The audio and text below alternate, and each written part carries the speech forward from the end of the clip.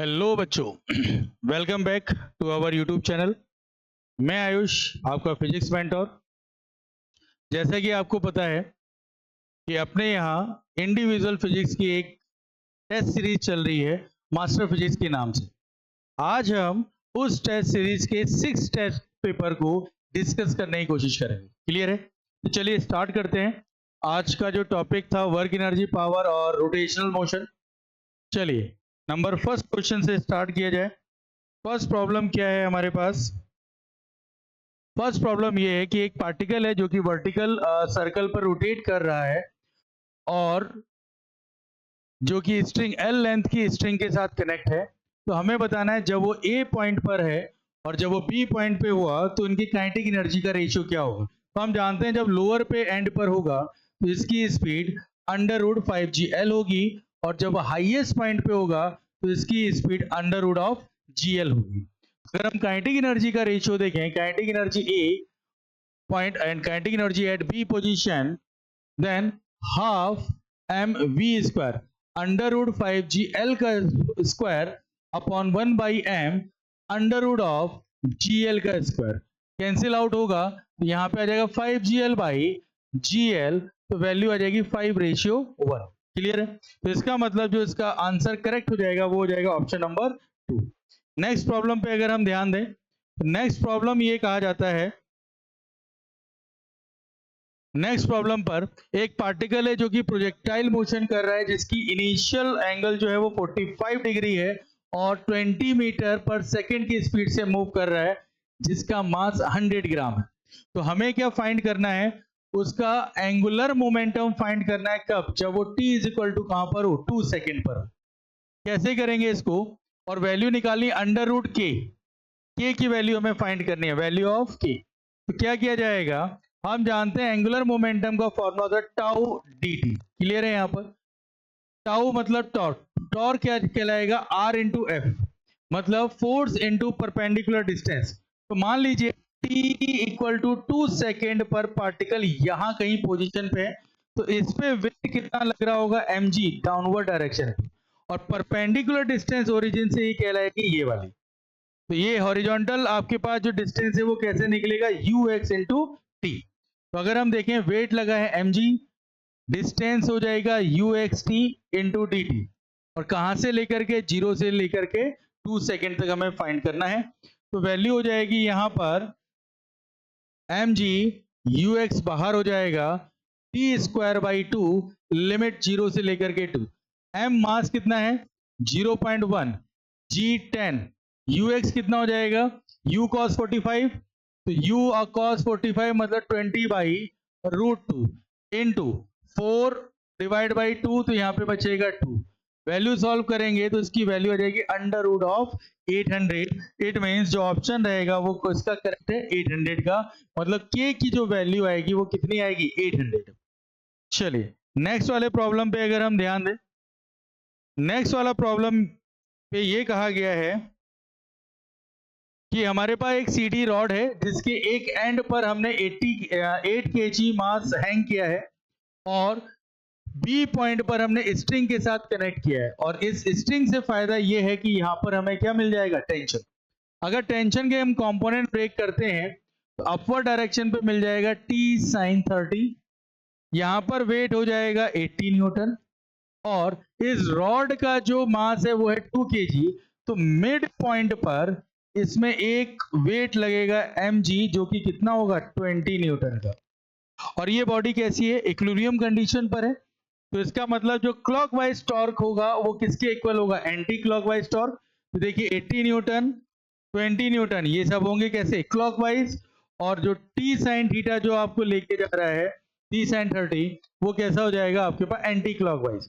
तो अगर हम इसको टॉर्क बनाएं तो 80 इंटू डिस्टेंस हो जाएगी 100 प्लस 20 इंटू कितने में एक्ट हो रहा है? वेट है तो 50 पे एक्ट होगा, 50 पर होगा, is equal to t sin 30 into कितने पे लग रहा है? ये 60 पे लग रहा है। सॉल्व कर लीजिए तो 80 है 8000 प्लस ये हो जाएगा 1000 इज इक्वल टू साइन 30 की वैल्यू 1/2, तो ये हो जाएगा t इंटू 30।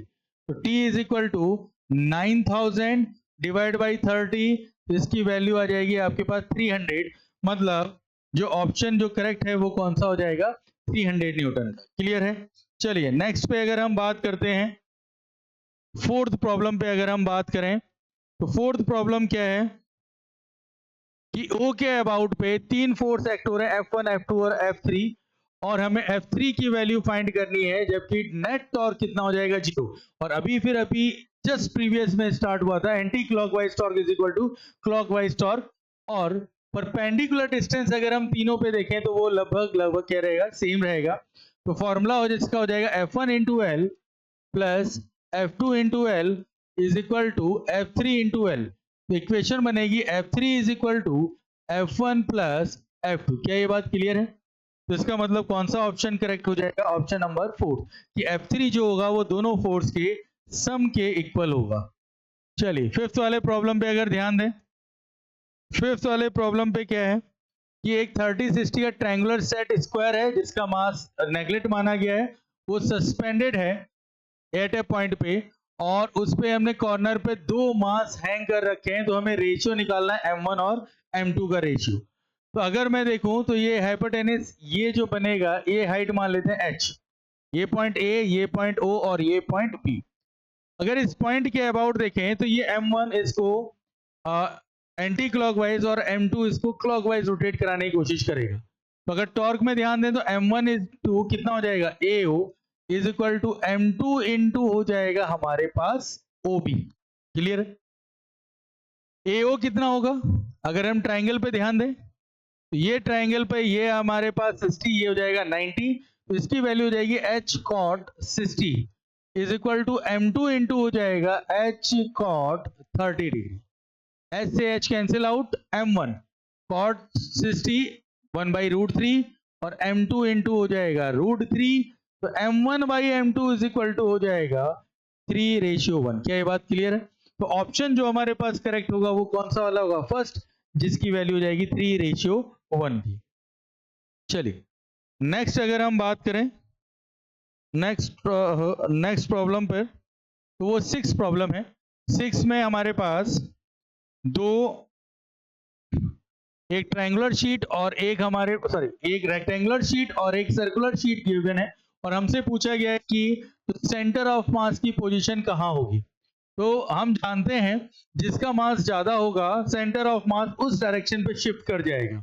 तो अगर हम मास देखें इस रेक्टेंगुलर शीट का mass M1 is equal to sigma कितना हो जाएगा, L स्क्वायर, और इसका मास अगर देखें M2, डायमीटर L है, रेडियस L/2 मानिए, तो ये हो जाएगा sigma pi L square by 4।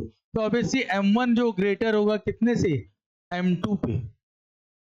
तो कहां शिफ्ट कर जाएगा वो, इस रेक्टेंगुलर प्लेट की तरफ शिफ्ट कर जाएगा, मतलब इनसाइड दी स्क्वायर प्लेट। क्या ये बात क्लियर है। चलिए और आगे देखें, सेवंथ वाले पे अगर हम बात करते हैं, सेवंथ वाले पे अगर हम देखें प्रॉब्लम क्या है। सेवंथ वाला ये कह रहा है कि हमारे पास 3 पार्टिकल है 1, 2 और 3, और इनके कॉम्बिनेशन से एक जो सिस्टम बना है, उस सिस्टम का जो सेंटर ऑफ मास की पोजीशन है वो है 2,2,2। क्लियर है यहाँ पर।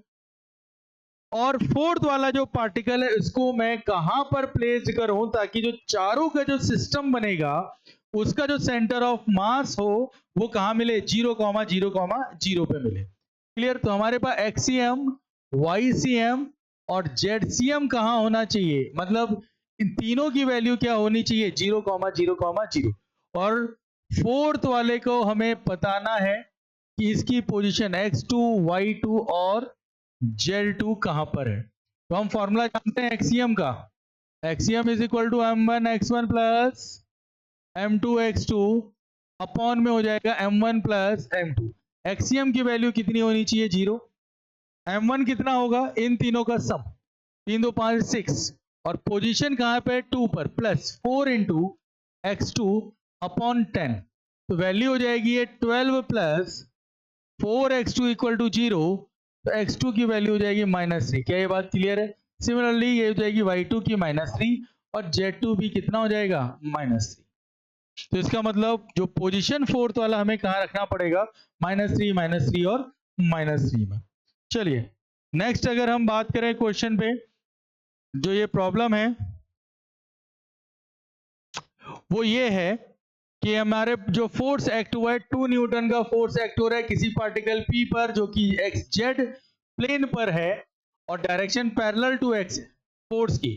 तो हमें और एंगल कितना बना रहा है 30 डिग्री, पोजीशन है डिस्टेंस 3 मीटर। तो हमें क्या फाइंड करना है टॉर्क फाइंड करना है टॉर्क। तो टॉर्क का formula tau is equal to vector R vector cross F vector. R vector cross F vector तो इसको लिखते हैं R F sine theta. R की वैल्यू हो जाएगी हमारे पास 3, एफ हो जाएगा 2, साइन 30 की वैल्यू हो जाएगी 1/2, 2 से 2 कैंसिल तो वैल्यू आ जाएगी 3। मतलब इसका जो ऑप्शन मिलेगा वो कौन सा वाला हो जाएगा, सेकंड वाला ऑप्शन, दैट इज 3।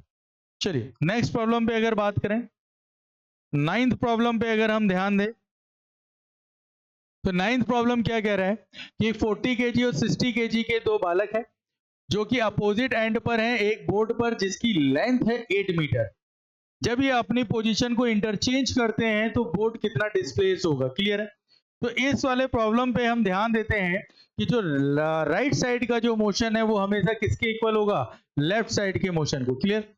सपोज मानिए ये हमारे पास एक बोर्ड है कुछ इस तरीके से, यहाँ 60 kg का बालक है, यहाँ 40 kg का बालक है और सेंटर ऑफ मास की पोजीशन ये है। जब ये अपनी पोजीशन को इंटरचेंज करेंगे तो बोर्ड जो है वो डिस्प्लेस हो गया है कितना, बोर्ड जो है वो डिस्प्लेस हो गया x और टोटल जो इसकी लेंथ थी वो कितनी थी 8। तो कैसे निकालेंगे, 60 जो जा रहा है वो राइट साइड जाएगा, 40 लेफ्ट साइड में और बोर्ड भी कहां जा रही है, लेफ्ट साइड में। तो इक्वेशन होगी 60 इंटू कितना डिस्टेंस कवर करना पड़ेगा 60 को दूसरे एंड पे जाने के लिए। अगर ये बोट अपनी पोजीशन पे होती तो 8, लेकिन बोट x डिस्टेंस डिस्प्लेस हो गई तो ये हो जाएगा 8 minus X is equal to 40। 8 जाना चाहिए था, x और डिस्प्लेसमेंट हो गया तो ये हो जाएगा 8 प्लस एक्स और प्लस मास बोट का है 120 और कितनी डिस्टेंस कवर करेगा x। इसको अगर मैं सॉल्व करूं तो ये हो जाएगा आपके पास 480 माइनस में 60x is equal to 320 plus में 40x प्लस 120x। x को एक साइड ले लीजिए तो ये हो जाएगा आपके पास 480 minus 320 is equal to 220x। Value हो जाएगी 160 इज इक्वल टू 220x। तो x इज इक्वल टू हो जाएगा 16/22 मतलब 8/11 और वैल्यू आएगी 0.7 समथिंग। तो इसका मतलब जो इसका ऑप्शन है वो हो जाएगा 0.73, बिल्कुल करेक्ट। चलिए नेक्स्ट पे अगर हम ध्यान दें 10th प्रॉब्लम पर, 10th प्रॉब्लम क्या कह रहा है, 10th वाला प्रॉब्लम ये है कि 3m और m का एक पुली पर 3m का ब्लॉक और m kg का ब्लॉक एक पुली पर क्या कर रहा है, हैंग है और हमें उसके सेंटर ऑफ मास का एक्सीलरेशन फाइंड करना है। क्या ये बात क्लियर है।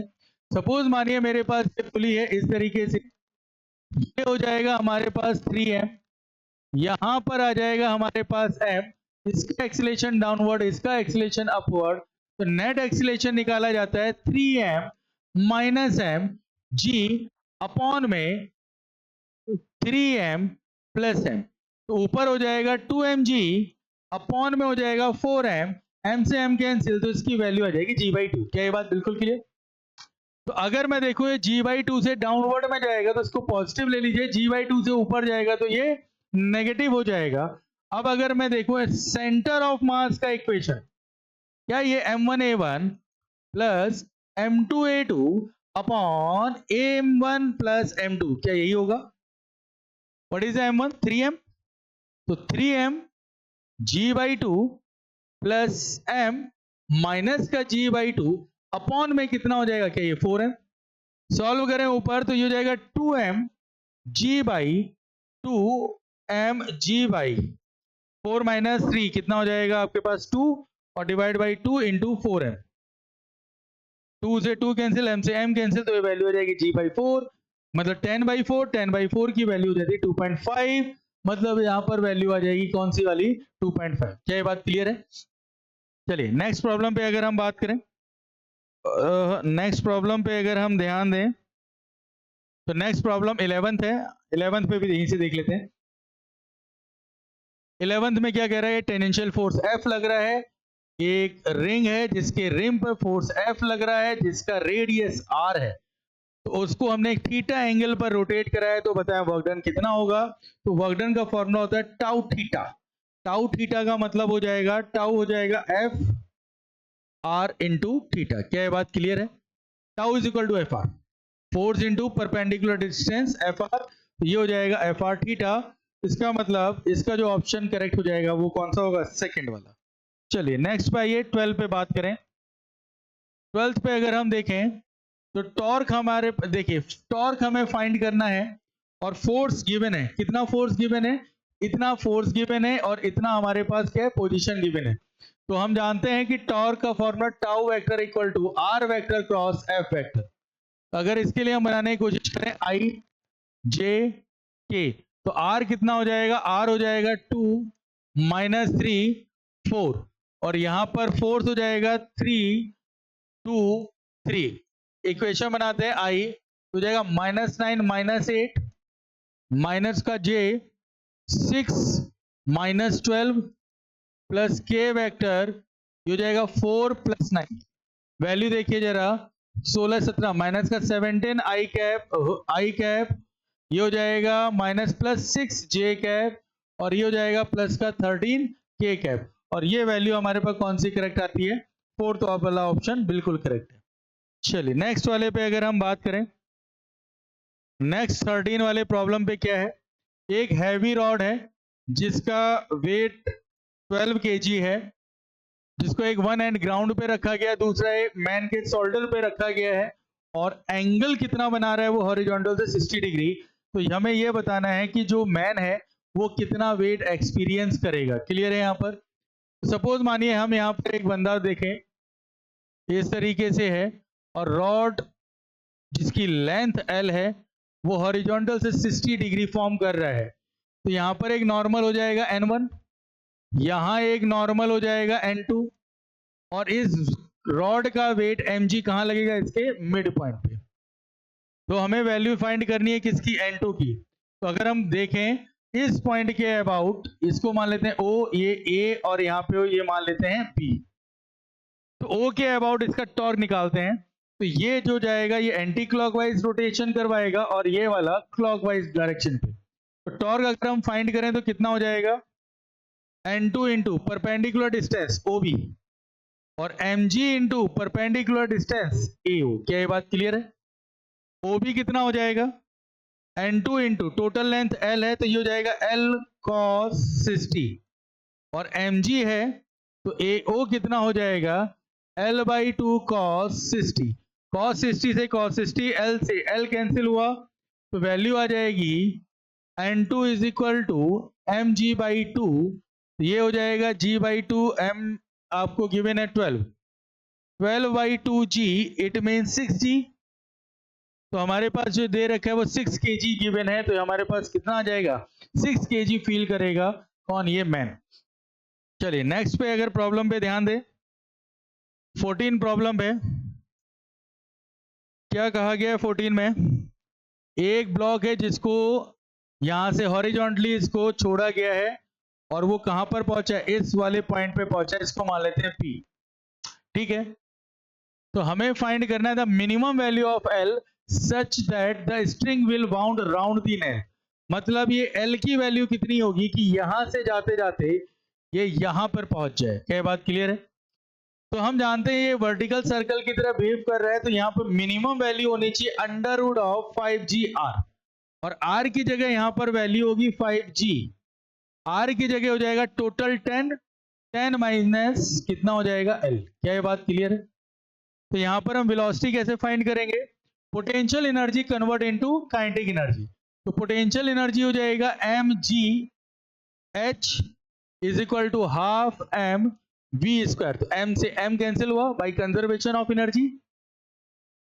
तो अगर हम v देखें तो ये हो जाएगा √2gh।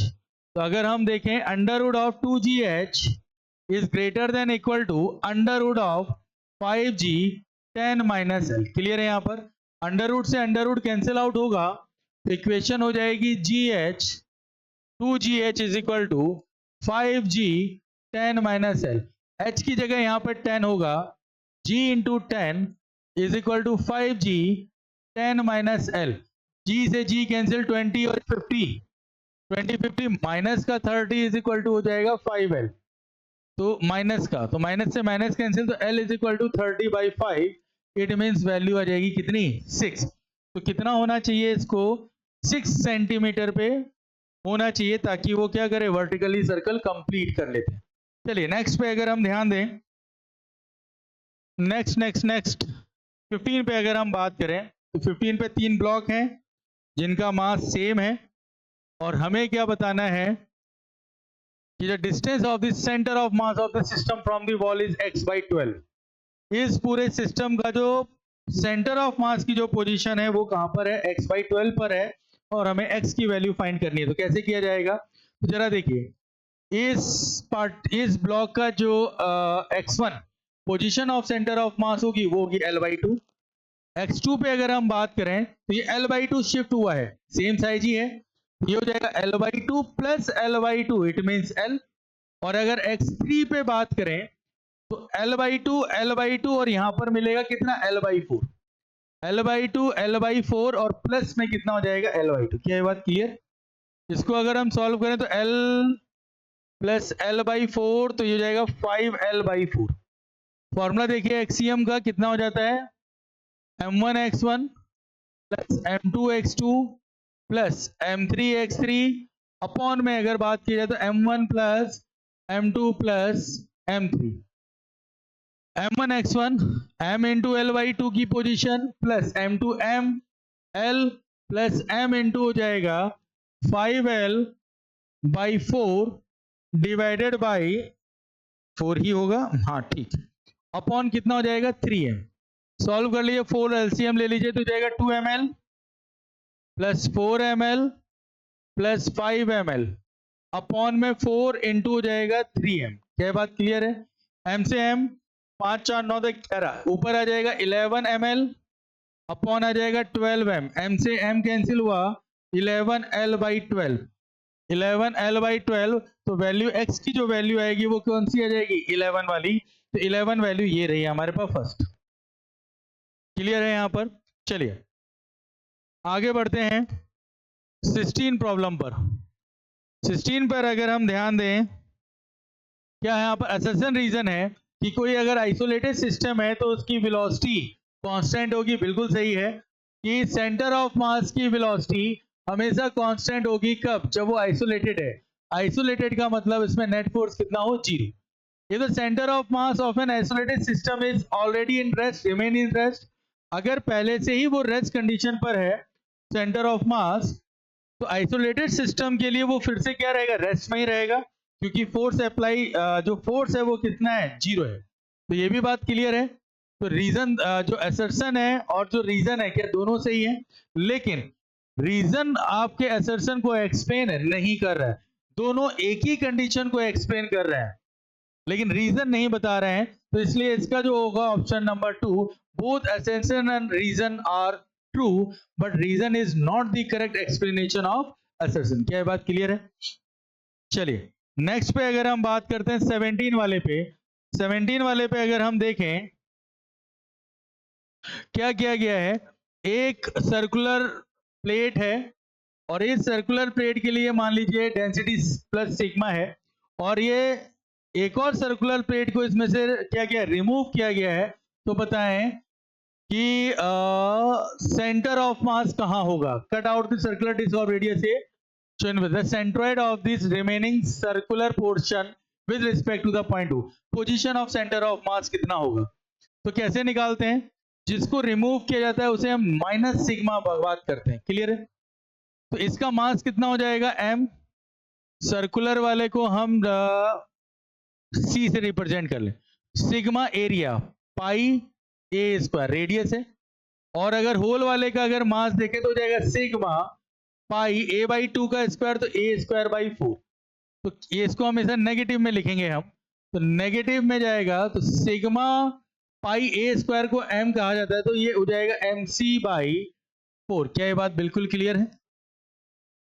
अब जरा ध्यान दीजिए, पोजीशन कितना हो जाएगा, X CM is equal to m1x1 plus m2x2 upon में m1 प्लस m2।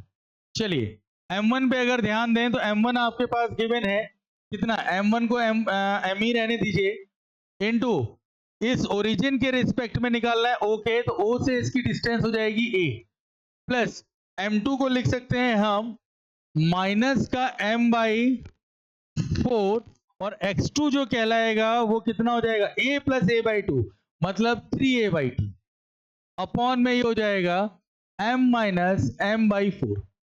सॉल्व करते हैं जरा इसको, तो ये हो जाएगा हमारे पास 3ma/8, ma minus 3ma/8 upon में m माइनस m/4।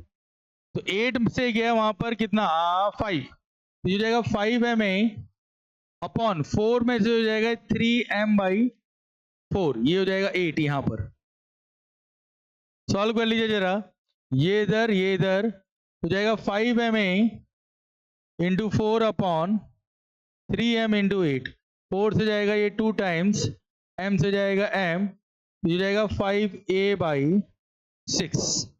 पोजीशन आएगी इसकी 5a/6। क्या ये बात क्लियर है? चलिए नेक्स्ट पे अगर हम बात करें 18th क्वेश्चन में, 18th क्वेश्चन में ये कहा गया है कि हमारे पास ये फिगर है, रॉड है, एक वेरिएबल डिस्टेंस a है, जहां पर a से x डिस्टेंस है, जहां पर हमने इसको हैंग किया गया है। तो हमें क्या करना है, a set of mx values is recorded, the approximate variable that give a straight line when plotted. कौन से वेरिएबल के बीच हम ग्राफ प्लॉट करें ताकि इसमें m और x का जो वेरिएबल है वो स्ट्रेट लाइन पर है। तो चलिए हम देखते हैं कि इसका जो रॉड का मास m है और वो भी कहाँ मिलेगा, मिड पॉइंट पे mg, टोटल लेंथ l है, तो ये हो जाएगा हाफ। ये m क्या करेगा, टॉर्क अप्लाई करवाएगा, तो हम कहेंगे ये हो जाएगा mg into X is equal to, ये हो जाएगा कैपिटल mg, ये हो जाएगा l/2 minus of x, g से g कैंसिल हुआ, m is equal to x को इधर ले आइए, ml/2 into 1/x minus mx और x से x कैंसिल हो जाएगा f। तो ये जो इक्वेशन बनी है इसको कंपेयर करते हैं हम y is equal to mx plus c से, जो कि स्ट्रेट लाइन देगा क्योंकि यही पूछा गया है। तो यहाँ पर x की जगह क्या मिलेगा हमें, 1/x, मतलब हमें जो ग्राफ प्लॉट करना है वो m और 1/x पे करना है। तो हमारे जो ऑप्शन करेक्ट हो जाएगा वो कौन सा हो जाएगा, फोर्थ, जहां पर हमें क्या मिलेगा, ये स्ट्रेट लाइन मिलेगी। चलिए नेक्स्ट पे अगर हम ध्यान दें 19, फिर स्टेटमेंट वाला आपके पास क्वेश्चन है। क्या कहा गया है, if there is no external torque on a body about its centre of mass then the velocity of the centre of mass remains constant. बिल्कुल सही, अगर सेंटर ऑफ मास के अबाउट में कोई भी एक्सटर्नल फोर्स अगर जीरो है तो वहां पर वेलोसिटी कितनी होगी, कांस्टेंट रहेगी। और linear momentum of an isolated system ये भी कांस्टेंट रहता है। आइसोलेटेड सिस्टम का जो लीनियर मोमेंटम होगा tau is equal to dl/dt, जब टाउ जीरो है तो l कितना रहेगा, कांस्टेंट रहेगा। तो स्टेटमेंट दोनों ही सही है, फर्स्ट और सेकंड, लेकिन कोई भी एक जो एक्सप्लेनेशन है वो नहीं मिल रहा है, तो इसलिए हम कहेंगे सेकंड वाला statement first is correct, second is true, but second is not explain the statement first. Clear है यहाँ पर? चलिए नेक्स्ट पॉइंट पे अगर हम नेक्स्ट प्रॉब्लम पे अगर बात करें तो नेक्स्ट प्रॉब्लम है हमारे पास 20 क्या कह रहा है, देखिए एक पार्टिकल है जिसका मास m है, मूव कर रहा है इन्हें xy प्लेन में with A velocity v along the straight line AB। क्या क्लियर है? एक पार्टिकल इस रॉड के अलोंग, मतलब इस पाथ के अलोंग वो मूव कर रहा है, एंगुलर मोमेंटम बताना है, यहाँ पर LA है, यहाँ पर LB है, दोनों के बीच रिलेशन क्या होगा, अबाउट द पॉइंट हो। हमेशा याद रखिएगा जब भी कोई पार्टिकल स्ट्रेट पाथ में चलता है तो उसका एंगुलर मोमेंटम हमेशा सेम रहता है। क्यों? क्योंकि जिस पॉइंट के अबाउट लेते हैं वहां से उसकी जो परपेंडिकुलर डिस्टेंस होती है वो हर जगह क्या रहेगी, सेम। जैसे एग्जांपल के तौर पर अगर मैं बी पे देखूं तो ये मेरा आर है पोजीशन वेक्टर, और ए के साथ परपेंडिकुलर डिस्टेंस है किसनी, डी की, तो एंगुलर मोमेंटम एल ए कितना होगा, एम वी आर, आर की जगह हो जाएगा डी। क्लियर है यहाँ पर। अब यहां पर देखिए ये एंगल थीटा और ये परपेंडिकुलर कितना हुआ 90, तो अगर मैं बी के लिए निकालूं एल बी तो ये हो जाएगा M V R sine theta, perpendicular distance. क्या बात क्लियर है। जरा इस ट्राइंगल को अगर हम गौर से देखें इस तरीके से, तो ये आर है, ये डी है, ये एंगल थीटा, ये 90 है, ये हो जाएगा बेस परपेंडिकुलर हाइपोटेनस। जरा साइन थीटा निकालिए, sine theta equal to perpendicular upon hypotenuse, perpendicular हो जाएगा डी और हाइपोटेनस हो जाएगा आर। तो यहां से अगर डी की वैल्यू देखें तो फिर से कितनी मिल रही है, आर साइन थीटा। इस वाले पोजीशन पे अगर आर साइन थीटा को देखें तो ये फिर से कितना हो जाएगा, एम वी डी, जो कि किसके इक्वल होगा, ए के इक्वल होगा। क्लियर है। तो जो सॉल्यूशन जो हमें मिलेगा रिलेशन वो कितना मिलेगा, L A is equal to L B.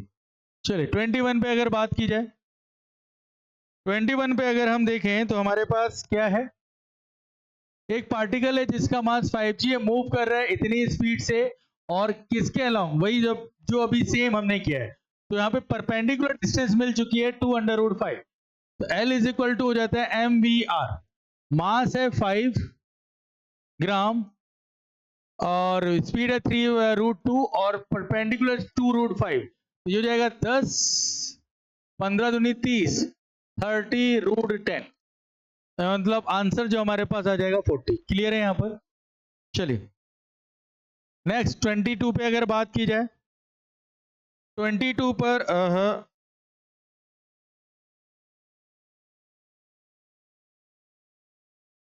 एक मिनट रुकिए,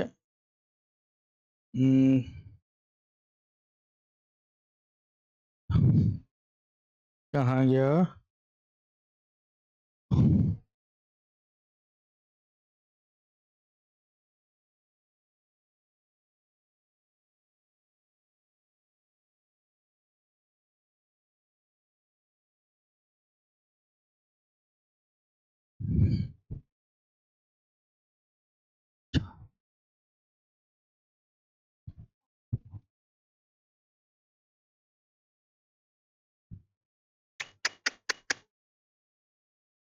वो आज लिखा ही नहीं आज।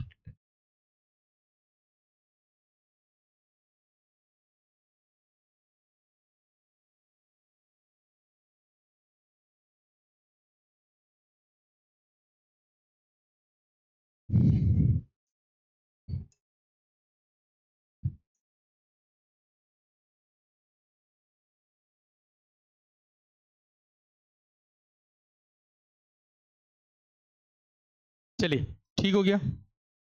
हाँ अब देखिए कौन से थे हम, 22 पे बात चल रही थी हमारी। 22 पे अगर हम देखें, 22 पे कितना हो गया, motion of a centre of mass of system of two particle is not affected by the internal force. मतलब जो सेंटर ऑफ मास जो होगा सिस्टम का दो पार्टिकल का, वो अफेक्ट नहीं होता है बाय द इंटरनल फोर्स। कब, जब उसकी कोई भी डायरेक्शन हो, इररिस्पेक्टिव ऑफ देयर डायरेक्शन, उस पर जो इंटरनल फोर्स है उसकी कोई भी डायरेक्शन हो, उसके कारण उसका जो सेंटर ऑफ मास है वो हम कभी भी अफेक्ट नहीं होगा। क्या ये बात क्लियर है। चलिए नेक्स्ट पे अगर हम बात करें, 23 पे अगर हम बात करते हैं,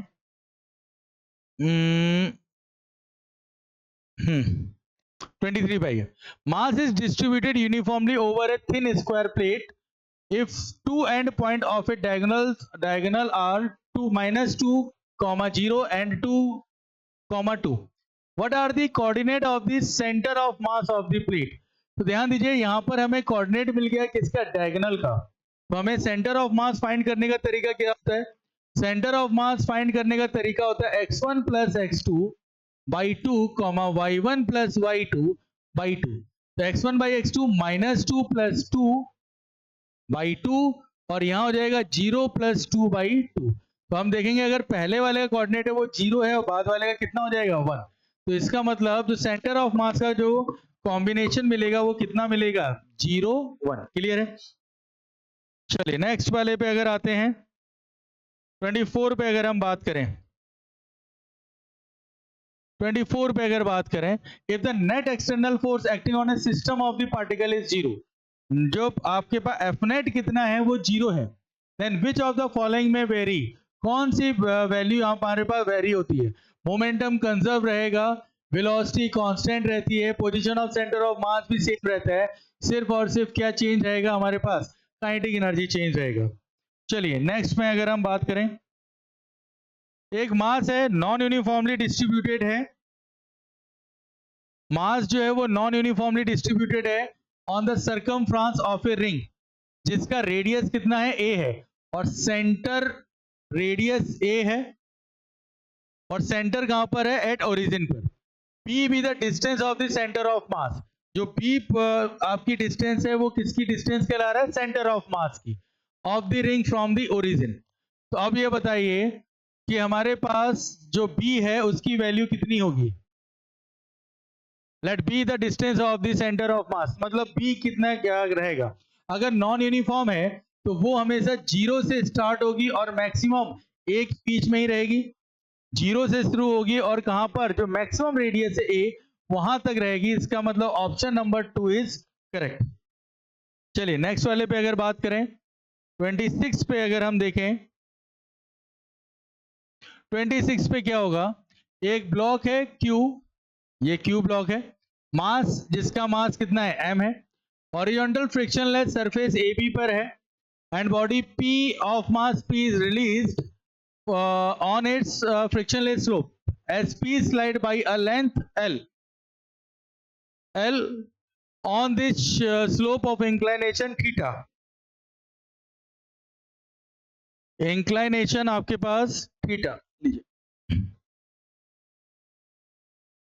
as P slide by a length L on this slope of inclination theta, the block Q would slide by a distance, जो Q है वो कितना आगे की तरफ स्लाइड हो सकता है, इसके बारे में बात है। तो देखिए सेंटर ऑफ मास जो है उसकी पोजीशन चेंज होगी कहां पर, along the Y axis, along the Y axis, but X axis में ये हमेशा क्या रहेगा, कांस्टेंट रहेगा। क्लियर?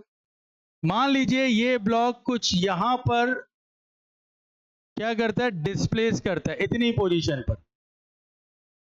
क्लियर है? तो यहां पर ब्लॉक कितना डिस्प्लेस हो रहा है, तो हम कहेंगे m plus M into X is equal to, और ये पार्टिकल कितना नीचे डिस्टेंस कवर करेगा, that is the ml cos theta.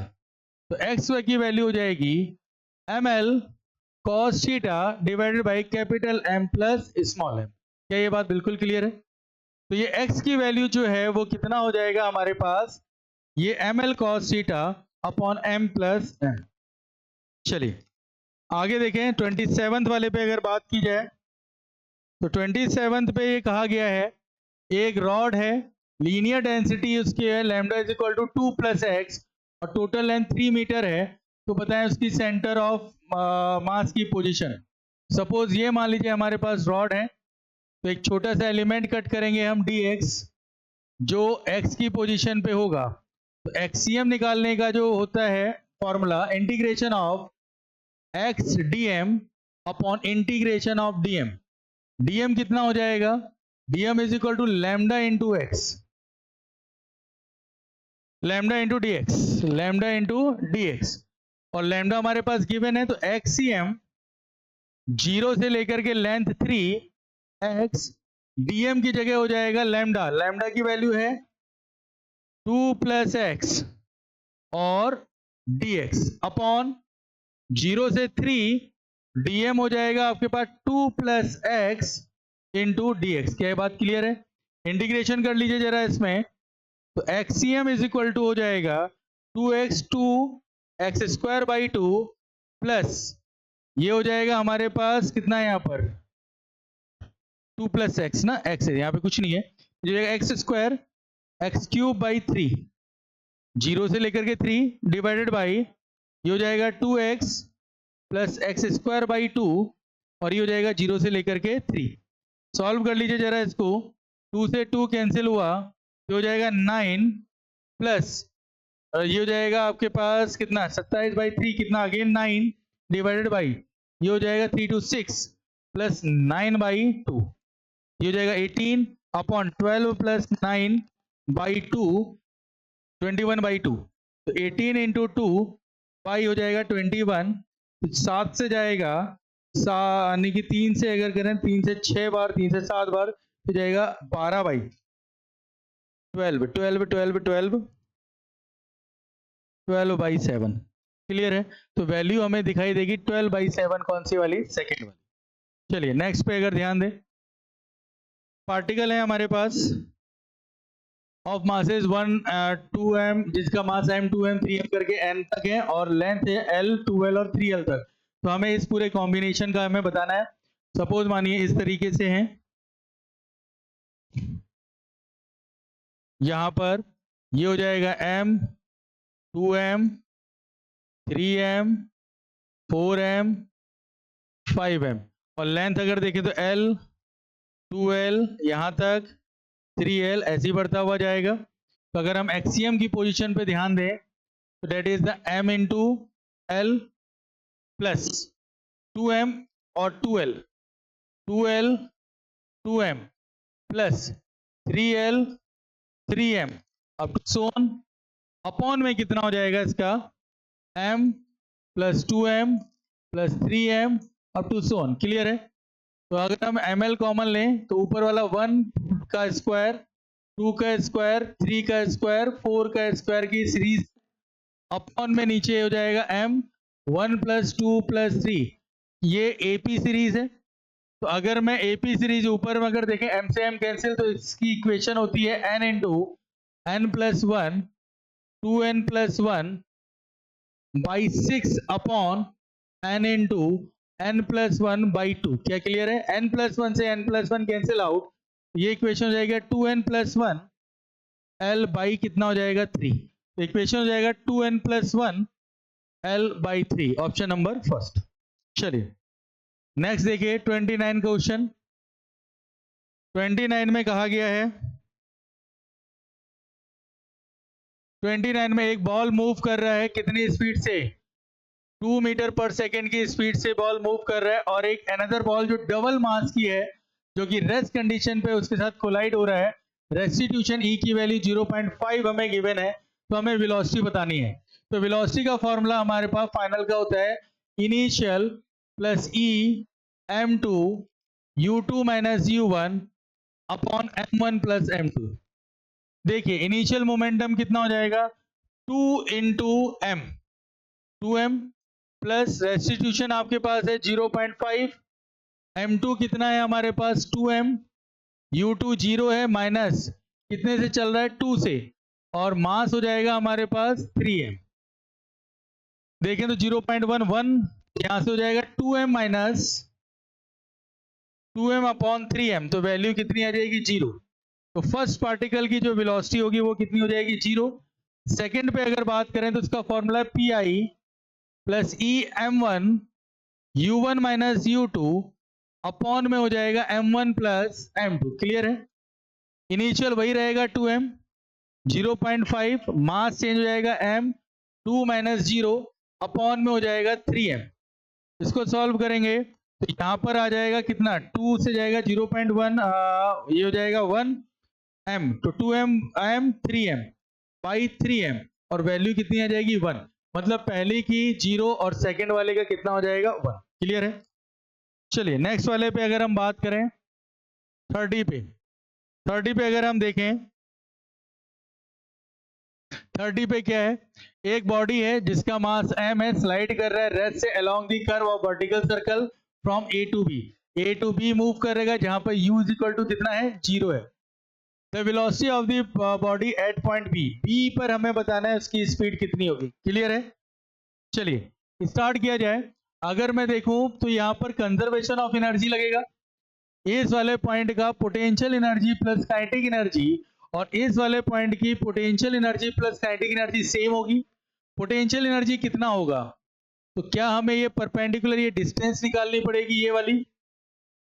तो कितना होगा ये r है रेडियस r 45 ये हो जाएगा कॉस, इधर कितना हो जाएगा साइन, तो r साइन 45, r साइन 45 की वैल्यू r/√2, तो पोटेंशियल एनर्जी हो जाएगी इसकी mg r प्लस r/√2, क्या ये बात क्लियर है, प्लस काइनेटिक एनर्जी 0।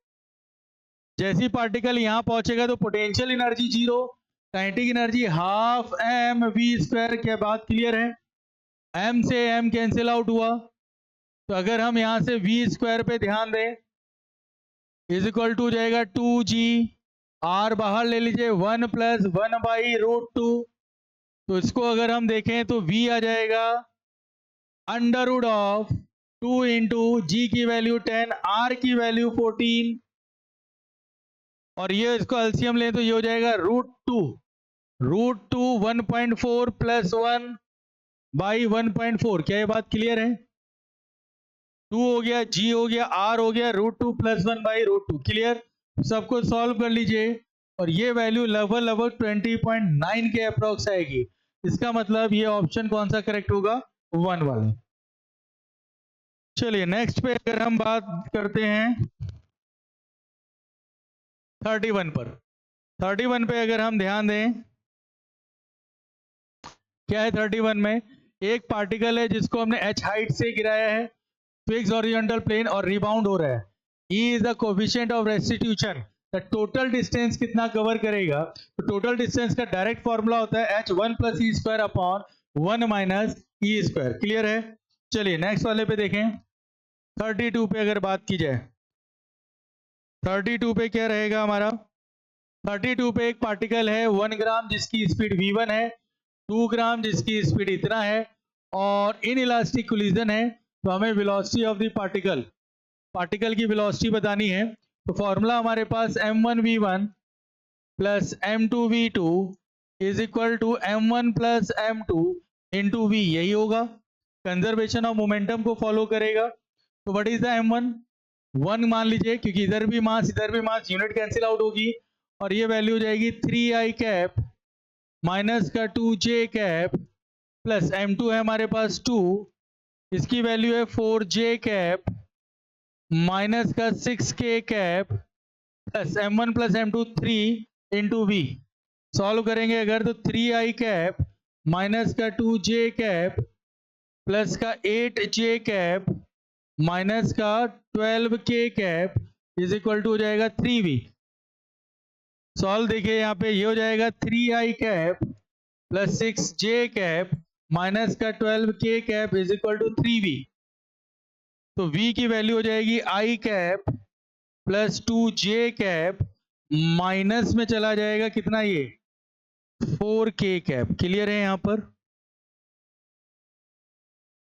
3 2 और माइनस का 4, 3i cap minus 2j cap 8j cap minus का 12, क्लियर। तो अगर इसका एलसी वो लेंगे, मॉड लेंगे, 1 प्लस 4 प्लस 16 20 √21, √21 की जो वैल्यू आ जाएगी वो देखना पड़ेगा, √21 आपके पास जाएगा कितना, 3 3 16 5 25 4 पॉइंट समथिंग की कुछ आएगी आपका, 4.6, 4 16 और 6 24, बिल्कुल ठीक, 4.6 के एक्यूरेट आएगी, क्लियर है। चलिए नेक्स्ट अगर देखा जाए 33 में अगर हम बात करें, 33 क्या है, 33 क्या है, एक पार्टिकल है जिसका मास m है, x एक्सिस में मूव कर रहा है, जिसकी स्पीड 2v है, hit another particle 2m, move कर रहा है वो भी कहां पर, y डायरेक्शन पर, जिसकी स्पीड v है। If the collision is perfectly inelastic, collision perfectly inelastic है, तो परसेंटेज लॉस कितना होगा, तो ध्यान देते हैं, एक पार्टिकल कुछ इस तरीके से जा रहा है जिसका मास है m 2v की स्पीड से, तो एक पार्टिकल ऊपर की तरफ जा रहा है जिसका मास 2m है v की स्पीड से, कोलिजन होगा, मान लीजिए इसकी स्पीड v डैश कुछ होगी, क्लियर। तो हम क्या करेंगे, हम यहां पर देख रहे हैं x और y दोनों पे चल रहा है, तो हम x और y पर कंजर्वेशन ऑफ मोमेंटम अप्लाई करेंगे। तो अगर मैं x एक्सिस पे कंजर्वेशन अप्लाई करूं, तो ये हो जाएगा 2mv is equal to 2m plus m into v x, तो vx की वैल्यू हो जाएगी यहां पर 3m, तो 2 3v। क्या ये बात क्लियर है? और ऐसे अगर मैं y एक्सिस पे अगर मैं कंजर्वेशन ऑफ मोमेंटम अप्लाई करूं 2mv 2m plus m vy, तो यहां से vy की वैल्यू भी यही हो जाएगी 2/3 of v। Initial kinetic energy कितनी है?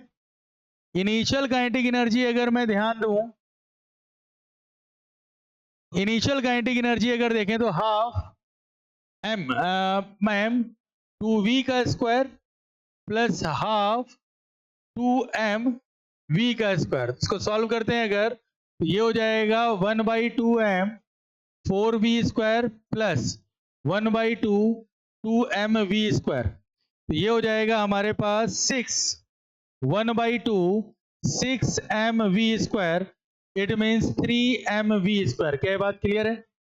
फाइनल काइनेटिक एनर्जी पे अगर बात की जाए तो 1/2 टोटल मास कितना हो जाएगा 3m इंटू एक्स और वाई एक्स में अगर लेके चलें तो ये हो जाएगा 4/9 v square plus 4/9 v square. Solve कर लीजिए जरा इसको, तो ये हो जाएगा 3m into 2 into 4/9 v square by 2, तो 2 से 2 कैंसिल होगा, तो यहाँ से 3 से 3 टाइम्स जाएगा, तो ये वैल्यू मिल जाएगी हमारे पास 4mv स्क्वायर बाई 3। क्लियर है? और हमें फाइंड क्या करना है? Percentage loss. तो परसेंटेज लॉस कितना हो जाएगा? अगर यहां पर देखें तो change in kinetic energy upon initial kinetic energy. Change in kinetic energy आया है हमारे पास 4mv square by 3। Change in kinetic energy ध्यान दीजिएगा, 4mv square by 3 minus 3mv square, तो यहां से हो जाएगा 9, तो ये मिलेगी 5mv square by 3। 5mv square by 3 divided by original हमारे पास है 3mv स्क्वायर, तो ये स्क्वायर कैंसिल, तो जाएगा ये 5/9 इंटू 100, तो मिलेगा 500/9। क्लियर यहाँ पर? और 509 अप्रोक्सीमेट जाएगा कितने पे? 56% पे। क्लियर है? चलिए अब आते हैं 34 वाले पे। 34 क्या कहा गया है? 34 पे ये बात है, एक बॉडी है जो 4m है, u स्पीड से जा रही, कोलाइड हो रही है बी बॉडी पर जिसका मास 2m है और रेस्ट पे है। कोलिजन आपका हेड ऑन और इलास्टिक कोलिजन है, तो हमें energy loss, fraction of energy loss बताना है। किसके लिए? सिर्फ और सिर्फ ए के लिए।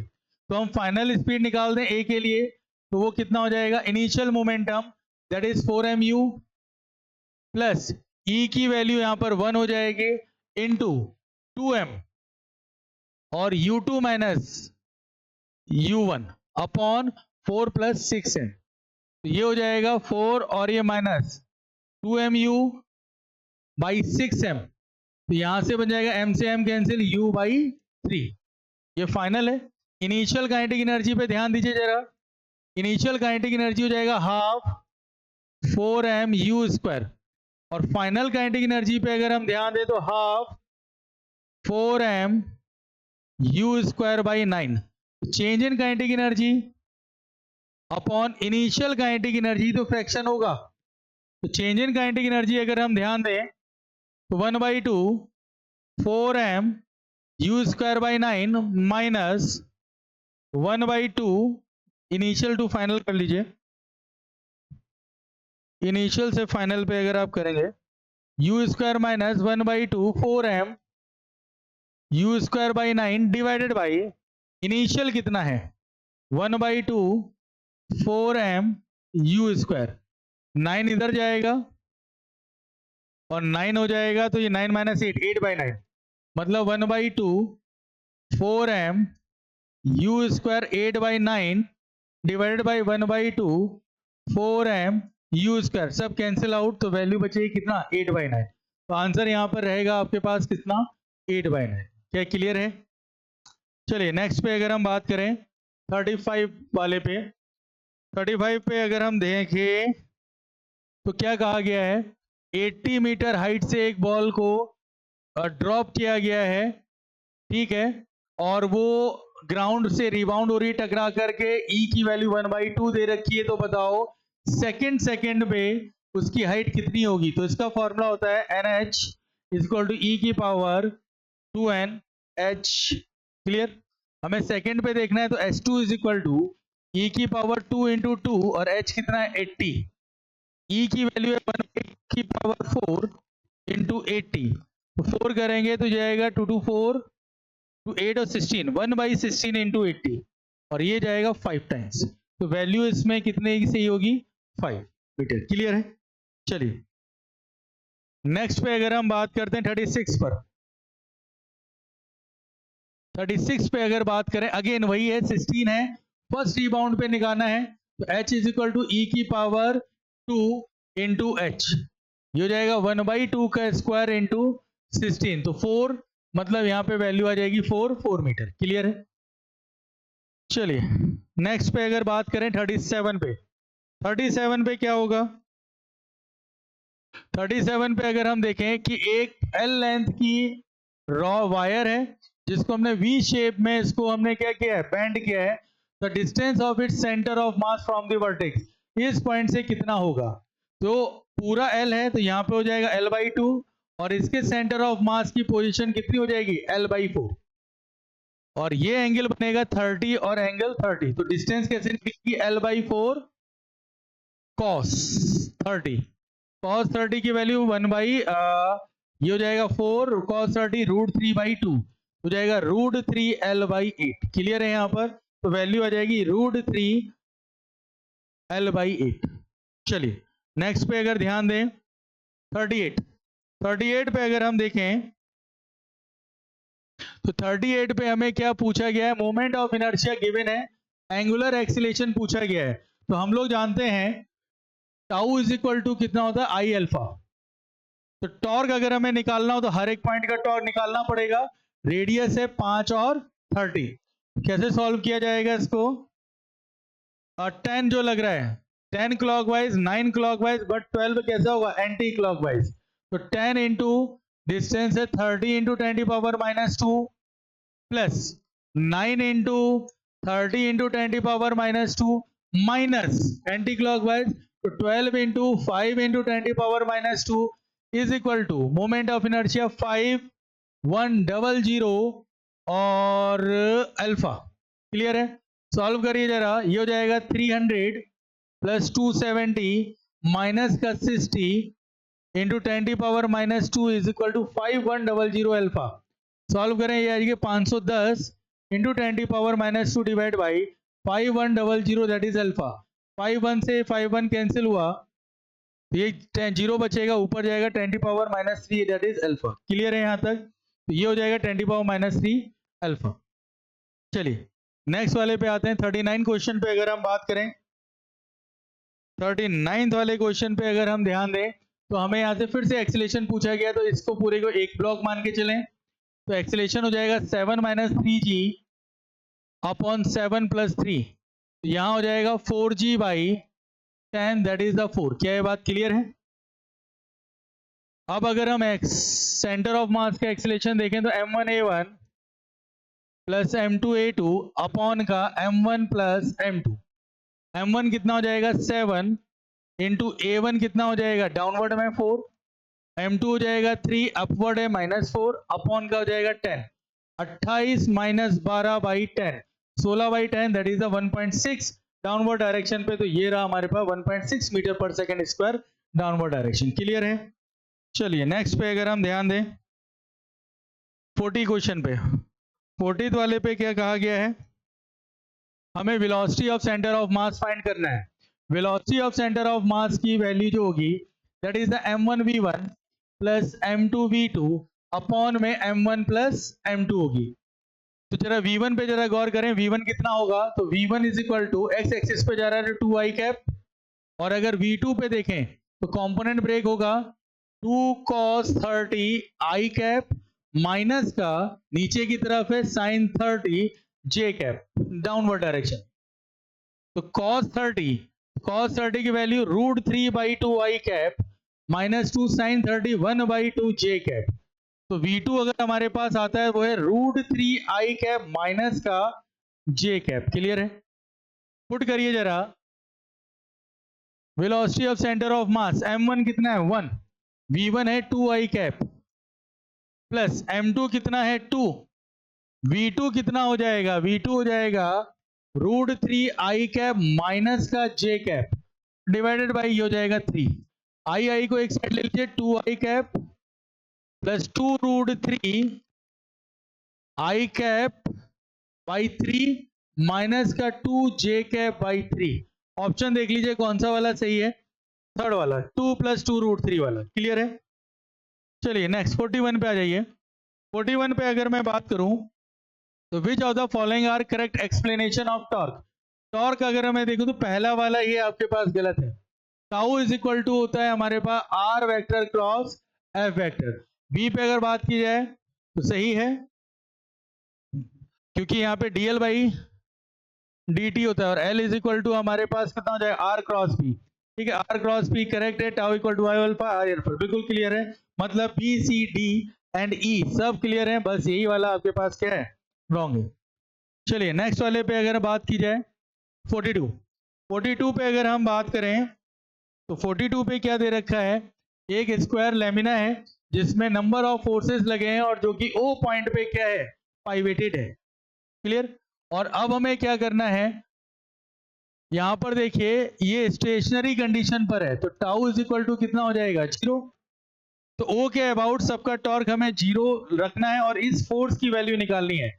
ये एक्सिस पर है तो ये क्या इसका टॉर्क नहीं लगेगा। क्लियर है?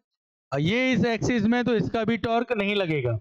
बाकी की अगर बात करें तो ये इसको एंटी क्लॉकवाइज रोटेट कराएगा, ये फोर्स भी एंटी क्लॉकवाइज रोटेट कराएगा, ये इसको क्लॉकवाइज रोटेट कराएगा और ये भी इसको कैसा रोटेट कराएगा, क्लॉकवाइज। क्लियर? तो अगर मैं इन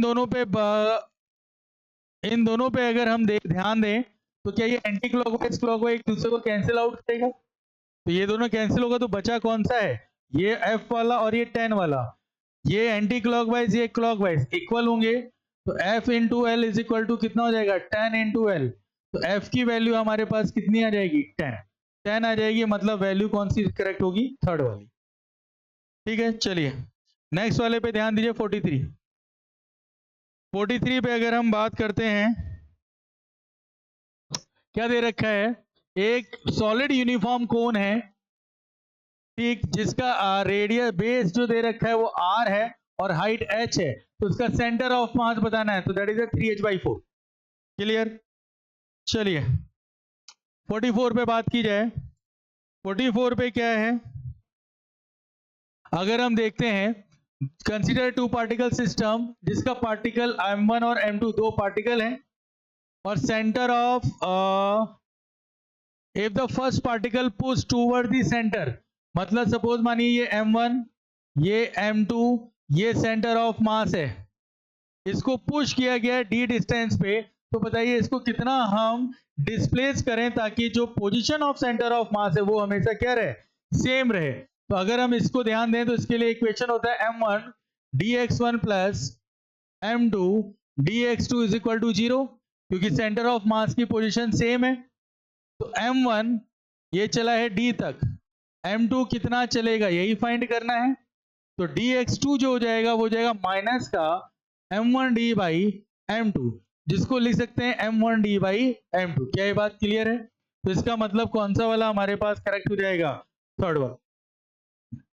चलिए लास्ट क्वेश्चन देखिए 45 पे अगर हम बात करें, 45 पे एक टी शेप है,